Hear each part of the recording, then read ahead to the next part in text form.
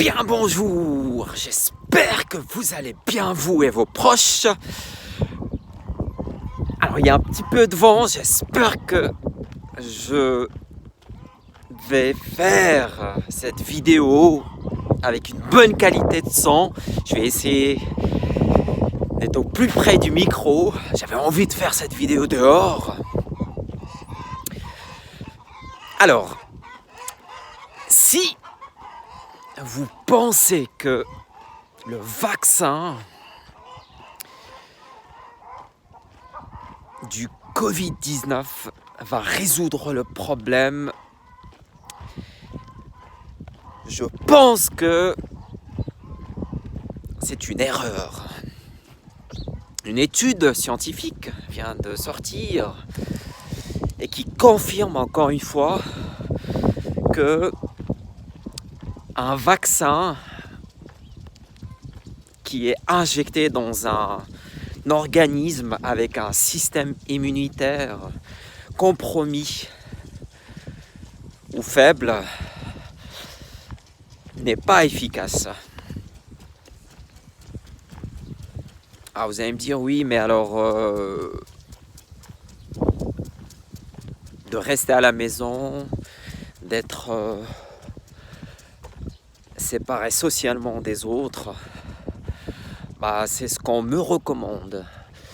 En plus de ça, je pense que dans quelques mois, peut-être dans un an et demi, 2 ans, on aura un vaccin, donc c'est réglé, il n'y a plus de problème.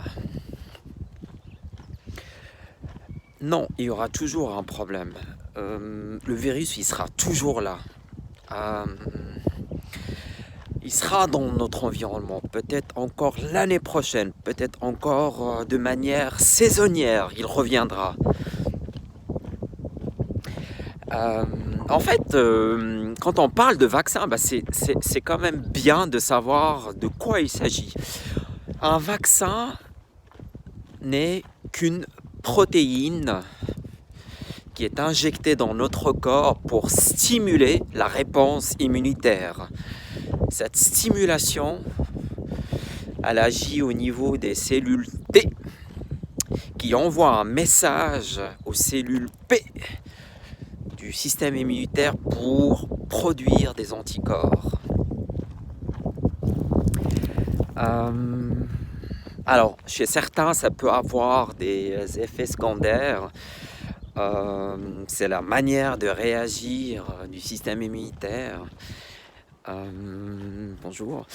Et de cette manière-là, notre corps, notre système immunitaire enregistre l'information dans l'ADN et considère que c'est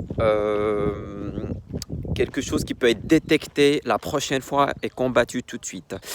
Alors, il y a une autre information, c'est que les antigènes sont souvent revus, voire même modifiés sur le long terme, parce que les virus mutent, c'est-à-dire qu'ils changent, le code change.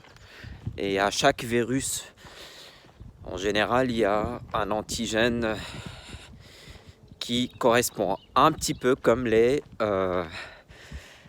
antivirus. Pour les personnes qui ont des ordinateurs, ils ont des antivirus qui téléchargent des mises à jour avec une nouvelle définition du code du virus qu'on peut avoir sur son ordinateur. Alors, je parlais d'effets secondaires pour un vaccin, mais quels sont les effets secondaires pour cette isolation sociale? Alors, je ne suis pas contre l'isolation sociale, je suis plutôt contre les effets de cette isolation sociale. Quels sont les effets de ne pas pouvoir prendre dans ses bras ses proches, sa famille? Quels sont les effets sociaux sur notre état de santé? Le fait de ne pas pouvoir sortir, le fait de penser que peut-être que les choses changeront dans les prochains mois, peut-être qu'on va perdre son job, peut-être que mon business ne marchera pas, peut-être que ceci, peut-être que cela.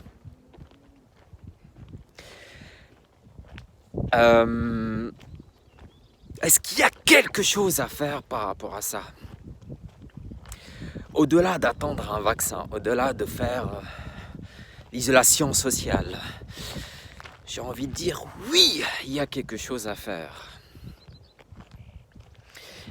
Il y a quelque chose à faire dans son style de vie, il y a quelque chose à faire par rapport à son hygiène de vie, par rapport à son alimentation, par rapport aux exercices, bouger par rapport à énormément de choses qui font que notre système immunitaire peut combattre toute maladie.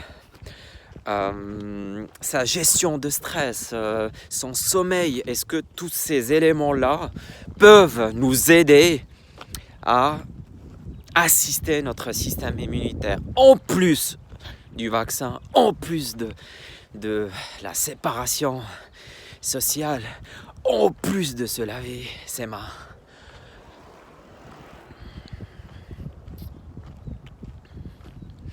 La résilience, les amis, la résilience,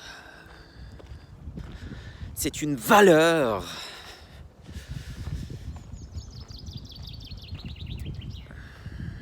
qui est très importante à avoir pour grandir. Souvent, on a tendance à sous-estimer notre capacité à faire les choses. On sous-estime ce qu'on peut faire sur le long terme et on surestime ce qu'on peut faire sur le court terme. Ce qui fait que ça décourage complètement les gens et ils abandonnent au premier essai. Souvent, quand on a envie d'apprendre une nouvelle langue, par exemple étrangère, et qu'on est face à la toute première difficulté des mots, de la complexité, de la mémoire, on lâche l'affaire. On a envie de pratiquer un nouveau sport, on abandonne à la toute première blessure, voire même la toute première difficulté. Au nouvel an, on prend des résolutions. On fait les premiers essais. Un nouveau régime, du sport, des nouvelles relations humaines.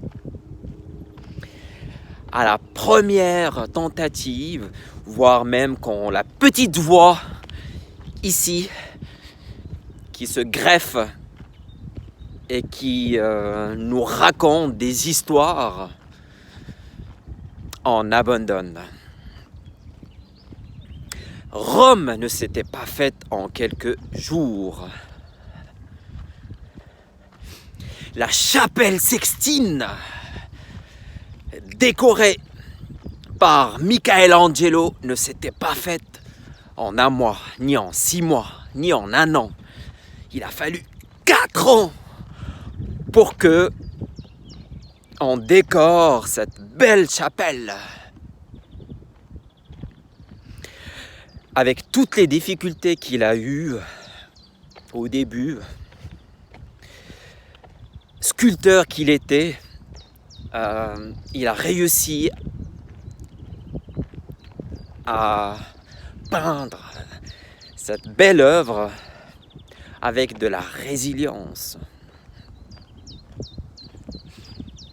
Alors il y a un proverbe japonais qui dit « Tomber 7 fois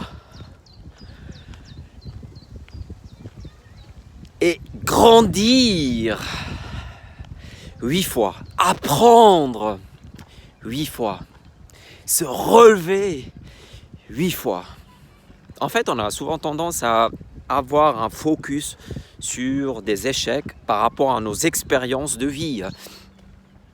Et c'est une histoire de perception. Il y a dans sa quête de l'ampoule électrique, Thomas Edison quand on lui avait posé la question, en fait, il a dit « J'ai découvert qu'il y avait 10 000 façons que l'ampoule électrique ne marchait pas. Il y avait 10 000 façons de savoir que c'est des expériences qui ne marchaient pas. Donc, en fait, dans son expérience, il a essayé 10 000 fois avant que l'expérience soit réussie.